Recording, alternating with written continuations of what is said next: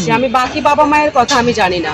আমি আমার বাবা মায়ের দিকটা দেখছি, আমার বাবা মায়ের হচ্ছে সমান পাবে, যে আমার ছেলে যতটুকু পাবে আমার মেয়ে ততটুকু পাবে, বাবা মায়ের উপরে ডিপেন্ড করে সবকিছু।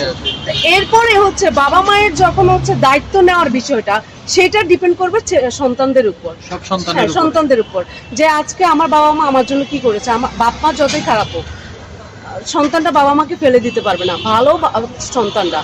আর সন্তানরা যতই খারাপ হোক, বাবা মাও কিন্তু ফেলে দিতে পারবে না। তো সেম এমনটাই আমি আমার বাবা মায়ের খবর জানি, যে আমার বাবা মা সমান অধিকার সমানভাবে, আমাদের যে ভাই বোন আছে আমরা 3 ভাই বোন, তো সবাইকে সমানভাবে দিবে।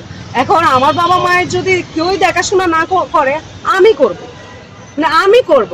আমার দরকার হলে, হ্যাঁ আমার বিয়ে হয়েছে, আমার স্বামী সেটা অ্যাকসেপ্ট করছে না, আমার এমন স্বামীর দরকার নাই।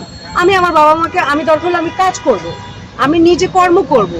এই না যে আমি আমি কর্ম করব, আমার বাবা মায়ের জন্য আমি যুদ্ধ করব। যে বাবা মা আমাদের জন্য যুদ্ধ করেছে, আমি কেন যুদ্ধ করতে পারবো না? আমরা যে বিয়ে শাদী করি, দেখা যায়